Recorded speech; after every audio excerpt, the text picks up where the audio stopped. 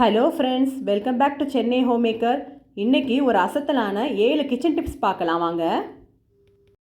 இந்த சப்பாத்தி கட்டையை 10 வருஷமாக க்ளீன் பண்ணாமல் வச்சுருக்காங்க. அது எப்படி க்ளீன் பண்ணலான்னு பார்க்கலாம். சப்பாத்தி கட்டையில் முதல்ல நல்லா எண்ணெய் தேய்ச்சிக்கோங்க. கல் உப்பு வச்சு நல்லா ஸ்க்ரப் பண்ணுங்க.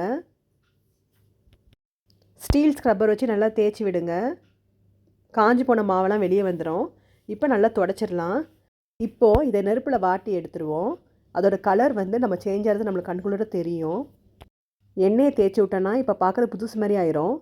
மீல் மேக்கரை நம்ம அலசிட்டு அதை ஃபில்ட்ரு பண்ணும்போது அதில் இன்னும் தண்ணி இருக்கும். அப்போது நீங்கள் இது மாதிரி மெத்தடை ட்ரை பண்ணுங்கள்.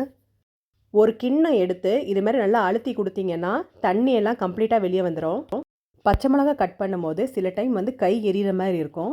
சில டைம் தெரியாமல் நம்ம கண்ணிலே ராவிடுவோம். அதனால் பச்சை மிளகாவை சிசர் வச்சு நம்ம கட் பண்ணி போட்டுடலாம். குக்கரில் பருப்பு வைக்கும்போது பருப்பு வந்து பொங்கி வராமல் இருக்கிறதுக்கு இந்த டிப் நீங்கள் ட்ரை பண்ணி பாருங்கள். பருப்பு வச்சு வேக போடும்போது உள்ளே ஒரு சின்னதாக ஒரு கிண்ணத்தை வச்சு அதை மூடினீங்கன்னா பருப்பு வந்து பொங்காது. வெங்காயத்தை ரவுண்டாக கட் பண்ணணுமா, அப்போ இந்த டிப்பை நீங்கள் ஃபாலோ பண்ணுங்கள். ஒரு ஃபோக் ஸ்பூன் எடுத்துக்கோங்க.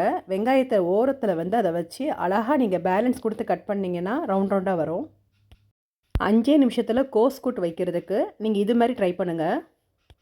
கோஸை நல்லா நறுக்கிட்டு அதை இட்லி குக்கரில் ஒரு 5 நிமிஷம் வேக வச்சு எடுத்து நம்ம தாளித்தோன்னா கோஸ் கூட்டு வந்து ரெடி ஆயிரும். மசால் பொடி சில டைம் எடுக்கும் போது நம்ம கன்ஃபியூஸ் ஆயிடுவோம். அப்போது இது மாதிரி நீங்கள் ஒரு லேபிள் செஞ்சு வச்சுக்கிட்டிங்கன்னா ஈஸியாக நம்ம பார்த்து எடுத்துக்கலாம். புதுசாக யாராவது நம்ம கிச்சன் யூஸ் பண்ணால் கூட அவங்களுக்கும் கம்ஃபர்டபுளாக இருக்கும். இந்த டிப்லாம் உங்களுக்கு பிடிச்சதுன்னா மறக்காமல் லைக் பண்ணுங்கள். உங்கள் ஃபீட்பேக்கை கமெண்ட் செக்ஷனில் சொல்லுங்கள். சப்ஸ்கிரைப் பண்ணுங்கள். தேங்க்யூ.